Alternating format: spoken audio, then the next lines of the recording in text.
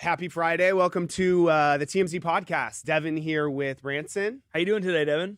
I'm doing good. That was very formal of you. I feel like you usually don't ask how I'm doing. I don't know. I feel like if I just say I'm Branson Quirk, yeah, that's so boring. They don't even know who Branson Quirk is. Well, they really do now. care? They do now. Come on. I'm glad to have you here, though. Is Thank Courtney you. back next week?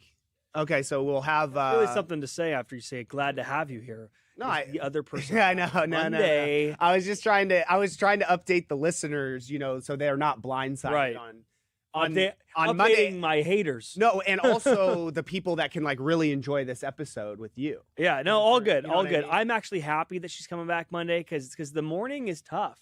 I mean, I'm It's just tiring. waking up, bro. Exactly, I'm rubbing the sleep exactly. out of my eyes. Half the time, you guys are giving me stories that I don't know what the hell. But you're older than me, man. You have more experience in life. So I wouldn't say I'm very wise, though. You're not? No, I wouldn't. But yeah. Well, let's get to the stories because right. this is actually a story I know a lot about. Mhm. So everyone has been waiting for Jelly Roll and Bunnie XO to break their silence. They filed the divorce papers. We broke the story. They haven't said anything. She's been doing some stuff on social media. He's been taking her out of his Instagram bio. So last night he had a concert. He broke his silence on the divorce, and then she dropped her podcast, which you knew that was going to happen. And she pretty much laid out everything. It was an hour long. But here is where was Jelly Roll last night? I know he's on the tour with Post Malone. I don't know exactly where the concert was. He was in Canada previously, so I don't know if they're still up there. But you can just play the clip. It's all good. Who cares where he was? Jelly Roll. This is how he started the show. I wasn't going to talk about this tonight, but while we're talking about liars, the internet is a liar too. It's the only time and the only city I'm going to speak about this, so break your camera phones out now. Me and my wife are best friends. We will always be best friends. We just got off the phone earlier today. Nobody cheated on nobody. She just did a whole podcast about it. You can go watch it. Every word of it is the truth. That will be my best friend forever. This is the only time I will ever speak about it. Bunnie, I love you, baby. Thank you for those 10 years. They were incredible. Thank you for the next 10 years of friendship and 20 beyond that. By the way, side note, he says, speaking of liars, do you know why he said that?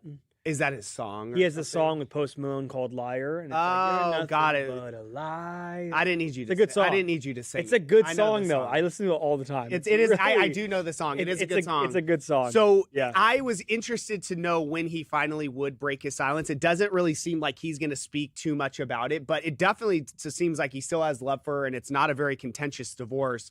And he just is divorcing his wife, and then he's plugging her podcast. I was going to say a podcast promo, like Yeah. to me, hearing it, because I work in podcasts. Right. It's just like, yeah, there was no cheating. You can go check out the podcast. I just know. did an hour-long podcast about it's it. so Like, it's so crazy. 2026 though. Like know. people used to get divorced and they do sit down interviews with like God knows who, and now it's like go check out her podcast where she'll talk all Right. about it. Which now we're going to talk about. We're going to go into the Mhm. details about the podcast. Yeah, so there was a lot of headlines that came from the podcast because, like I said, so this is her Dumb Blonde podcast that she does. She What gets a name. actually a lot of big stars on there.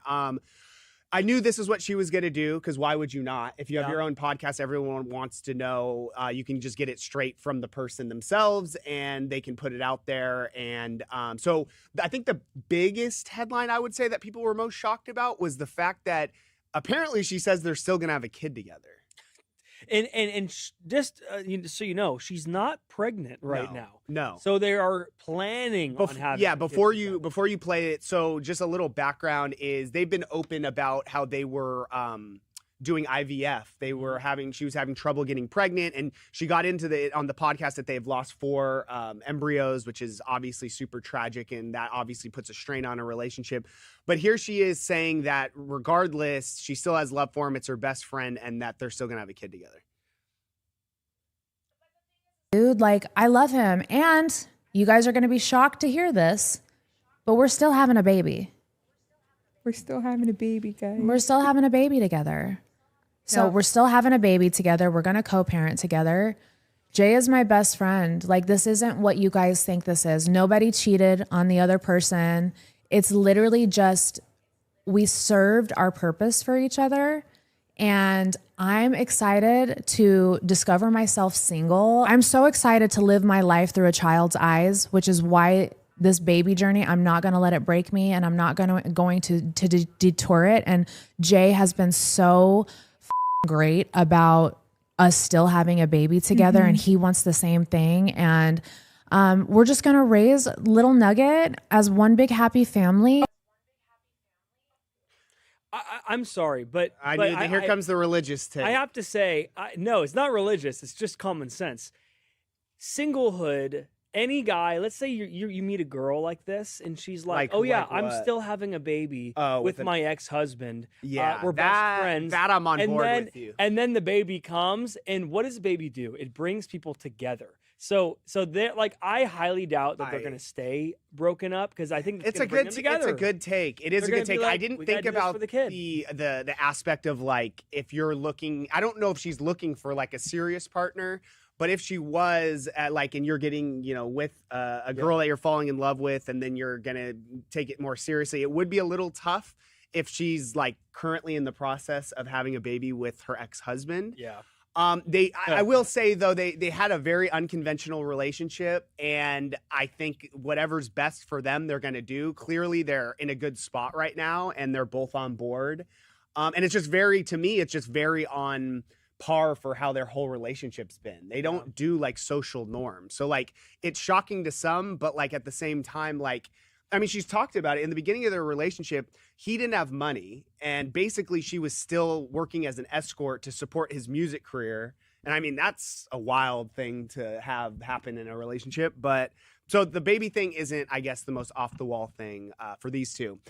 So the other big thing, the second thing you want to get into is just the actual fight that led to their breakup. So she kind of says that, for the last year and a half, they kind of grew apart. Mm-hmm. They weren't communicating today, actually. And she talks about what happened. So on Mother's Day, we had a little bit of an argument, which I don't think the details are necessary. And in that argument, I was so fed up and so tired that I just looked at him and I said, well, then file the divorce papers.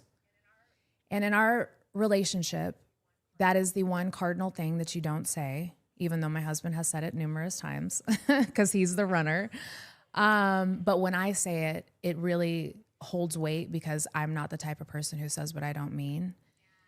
And I ended up leaving. I packed a bag and I left. There's a couple other things that happened that, I mean, if I ever do write a book, I'll talk about it, but I just don't think it's imperative to the situation right now. So I packed a bag and I left, and I didn't talk to my husband for, weeks after that. And during that, he was so mad and we were so emotional that he ended up doing exactly what I told him to do and filing the divorce papers. Was I blindsided, and was this divorce mutual? No, I was not. It was not mutual. Even though I told him to file the divorce papers, I was speaking out of anger and just frustration. But was it necessary for us to have a wake-up call and to actually start having these real conversations? Absolutely. So yeah, I mean, that pretty much lays everything out.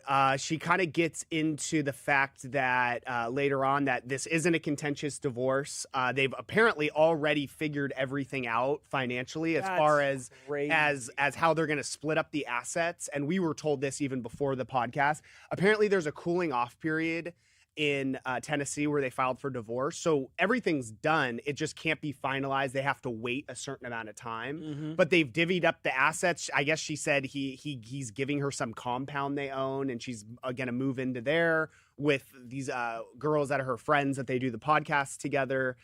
So it just sounds like, the relationship ran its course, and they had a big fight on Mother's Day, and ultimately we were told originally, though, that this was a mutual decision, but she says it actually wasn't mutual. She's like, yeah, I did say file the divorce. Usually is never I've said file the divorce papers, but she gets into the fact that she wanted to go to therapy and try to make it work, and ultimately he didn't. So it sounds like it was ultimately his decision, but she respects the decision. You know, this is really inspiring, actually, for celebrities everywhere. This might be the most peaceful divorce I've ever seen, if it stays this way, and I think it will. Jelly Roll seems like a super nice guy, super easygoing. And the fact that he opened up about it at the concert, and do you think he listened to the whole thing, the whole podcast? I'm curious. I wonder if he did. He said, or she said, I think that they talked on the phone for 2 hours. I'm almost curious if she sent it to him before she published it. Like, hey, listen to it, give me some notes, write something. Or just to be kind of like, are you cool with me saying all this? Yeah. But I don't know. But they're clearly cool, because the other interesting thing she said, because he filed for divorce May 18th. And it's what? June 19th, because it's Juneteenth today. So about a month. Yeah. So a month later, apparently she says like he's already dating and she's cool with it, and is basically like, yeah, his DMs are open. So like she even like, do we have the clip? So here she is talking about basically saying she's cool with him dating already and girls going his DMs. My husband is ready to date. He is rearing and ready to go. He's all hopped up on testosterone, let me tell you. And he's ready to go. So he's even started dating, which is great. I love that. So his DMs are open. Go to freaking his Instagram, jellyroll615, if you don't know, and go send that a DM. Like, you guys, don't be scared. Everybody go hit him up. Shoot your shot. Shoot your Make shot. it good. Shoot your shot. I will be the ex-wife, okay? And we'll have a great time. I don't think I've ever seen two people get divorced and then basically the ex-wife, who the divorce is not even finalized, is basically like helping him get girls. I'll be honest with you.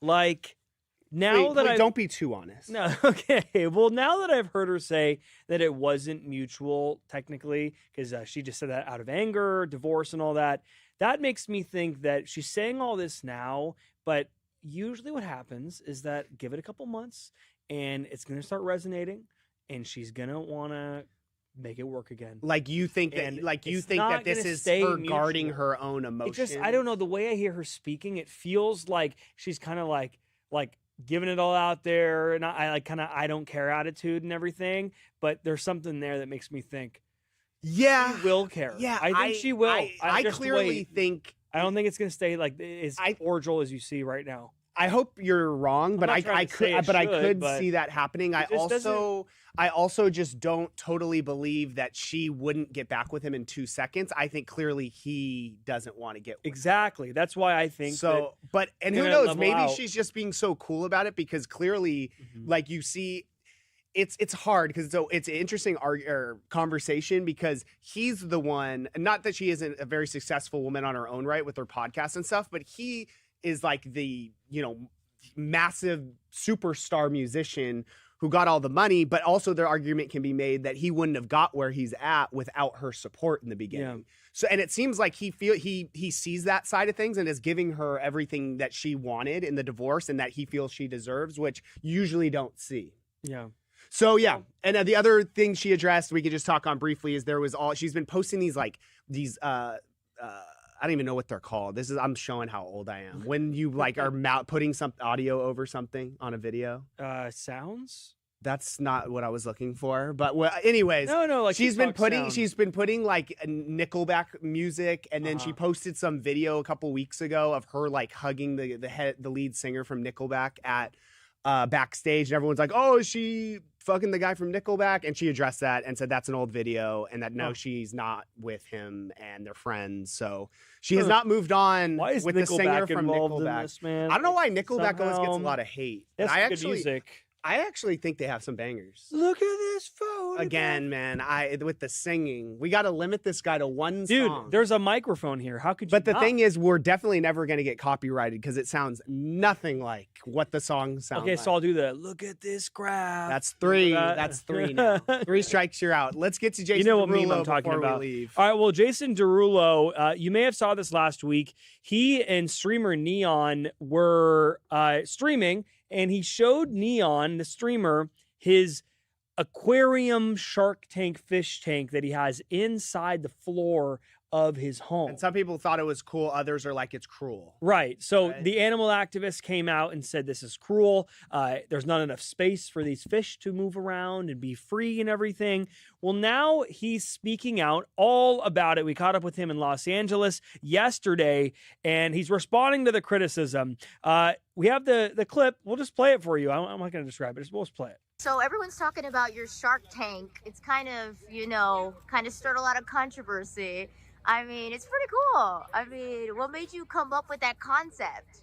It's one of those things. I mean, I have, a group of professionals that made sure that everything is up to par, that make sure everything is up to par. But I heard the backlash. I understand the backlash, and I've been doing my part to reach out to a lot of different companies that are trying to raise awareness on different things. But I mean, it's all about gaining the education, right? And I've heard the backlash, and I understand the way forward. I feel like is figuring out what the next step is for me.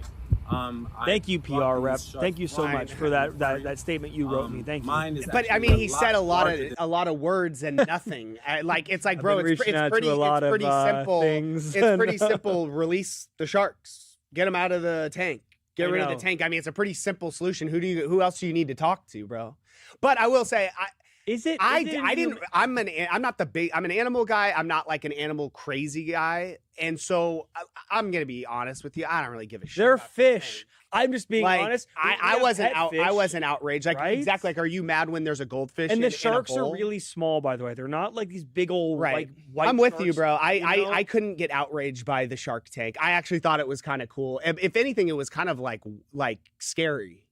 Because like I'm not trying to go into someone's house. It's like an evil lair. Like I don't know if like the thing's gonna, like Dr. Evil. Like if you're gonna walk in and all of a sudden the glass is gonna like. I was gonna say like come into the wall and you're in the tank and then it's like what the fuck's going on here? Well, bro? You guys let us know what you think about this, and because we gotta go do our show. We do, but everyone please have a great weekend, and we will be back on Monday. Yeah, thanks guys.